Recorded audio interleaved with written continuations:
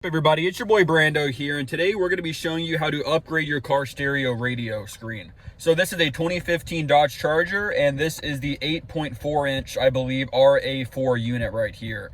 So you can't pick this up on eBay. I won this in an auction, but you can also get it from different model years. I believe anything from 2015 to 2017 will work in the 2015 Charger, vice versa with the 2015 to 17 and a 2016 or 17, and possibly even radios from other vehicles such as the Chrysler 300 and other vehicles. It doesn't necessarily have to be from a Dodge Charger, but this one was from a Hellcat, and this is the SE model right here. So what we're going to be doing is we're going to be removing the bezel here, and I'm going to show you guys how to do that and how to pop in the radio screen right there. You can see right here, this one, and we're just going to be going over how to do that. It's fairly simple. I do recommend you disconnect your battery first, your ground and your power. That's what everyone says to do online. I didn't do that in my case and it turned out fine, but you probably should do that because why not? So let's go ahead and go to the first step. All right, guys, and I just want to clarify that yes, this is already in and we are putting this one back in. There's a reason for that, but this works the same way. You're obviously going to be upgrading to this, but I'm putting this one back in because this vehicle is going to be sold soon, and it's going to be sold with that, and I'm going to keep this radio here. So the first thing you're going to want to do is you're going to want to take your screwdriver and or plastic pry tool. A plastic pry tool is ideal. I didn't bring it with me when I came out here to where I am right now, and you're going to pluck around all the edges just like so. And you're going to do that around all the corners and it'll just pop out freely. You can see it's pretty easy to do. I'm going to do some on camera here. You just want to jab it in and you want to pry it out. You want to try to not do too much damage. That's why I don't recommend using a screwdriver because it's metal. You probably want to use something that's a little bit more gentle on the vehicle, and you're going to do the same on this side. And I'm going to go ahead and do that off camera, but as you can see, it just sort of pulls itself out just like so. You're going to want to get it over the edge right here so it doesn't drag on the steering wheel. Once you have it all off, as you can see right here, it goes all the way off, all the way over, and all the way on the side. You're just going to want to lift it off of your car, and you're just going to get it out of the way. So I'm just going to put it in the floorboard next to the Taco Bell. All right, guys, so once you do that, once you take off the bezel all around it, you're going to want to turn your vehicle off down here, and you're going to make sure the screen's turned off. I recommend you go to your trunk right now and you disconnect the negative terminal from your battery, or just disconnect your battery completely. I'm going to open up my door and shut it. You do as you wish. And then you're going to take your Phillips head screwdriver. Don't use a rusted one like me, not a good idea.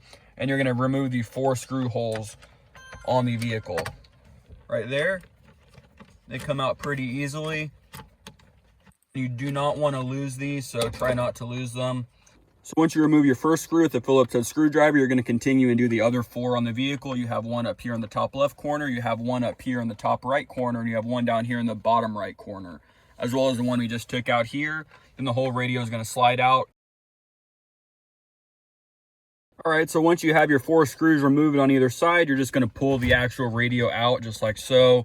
And you're going to want to be gentle because the cables are a little close back here. I try to get you a little angle back there, and you're going to disconnect all of these connections right here.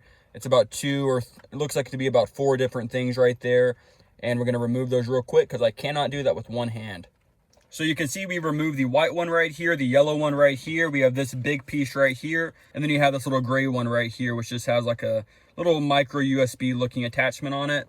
And you can see this is the new radio right here, which in this case we're putting in the old one. I know it's a little backwards. And this is the old one right here. You can see they use the same exact connections. You have the yellow here, the white here. Have the yellow here, the white here. You have this big piece here, this big piece here, and you have the silver piece here and the silver piece here. And it's the same exact connections. You don't have to splice any wires. It'll work straight up with your current car system. The only thing that the new one has here is it has connections right here for a rear view camera. So this is if you were going to hook up a camera on your vehicle. You can't do that on the original right here. But this one you can hook up a rear view camera. So very cool. So now what we're going to do now is we're just going to put the new radio in, screw her back up, pop all the stuff back in, and hope it works. So here's the back of the radio right here, and here's the connections right here. You're going to want to make sure you have this popped open right here, and you're just going to fix it into it just like so. will clip into place, and then you'll just lock it in by pressing down on that tab right there, and that locks it into place. But you can see up here, we have our white connection right here. We're gonna plug that into the white over here. But as you can see, they all sort of fit into their own respective holes on whichever radio you use. All right, guys, so we have all of the 4 connections back into place right here on the back of the radio. And what we're gonna do now is we're just gonna put it back into its place. You can see these 2 notches up here at the top. They sort of line up inside of this little notch hole up here. You can see, sort of keeps them in place right there. And when you do that, once you get it completely in, just like so, it'll be completely flat in there, and that'll keep you aligned because those won't move. You can put your screw back into the hole here, right here, and then down below you can see that they're all lined up just like so. So we're just gonna put our 4 screws back in place, and we're gonna start it back up. So I put 2 screws in just to show you guys up here. I'm just going to screw it in. You're gonna wanna do it pretty tight. I did the bottom 2 corners first, and then we're gonna do this one down here. Have those nice and tight. They don't go too tight. And then we're going to do this one here and this one up here.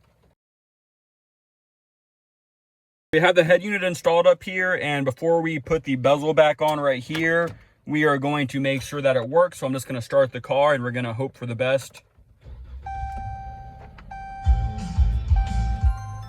Okay, so it works. So what we're going to do now is we're just going to pop this bezel back on, and we will be set. Ready, and we're just going to try to get it over the steering wheel here. That's the hardest part, and you're going to want to line up all of your holes nicely.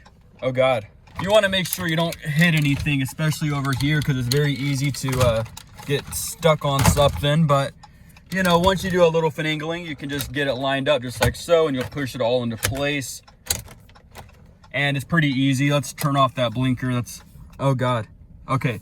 And you're just going to press everything back into place just like so. We want to press all the corners down over here, and that's it, guys. I mean, it's pretty simple. So we'll go to radio, why not?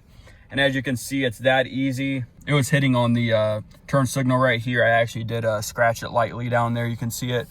Try to avoid that by being more careful, but as you can see, I did it with one hand and a camera in my hand, and it was very nice.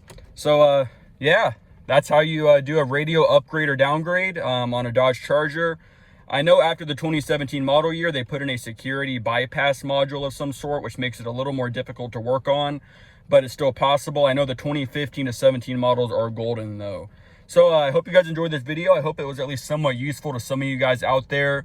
I won't be in the Dodge Charger for much longer here, it seems. So it's a very nice vehicle. I've enjoyed it a lot. And thanks for watching, guys. Hope you guys have a good one.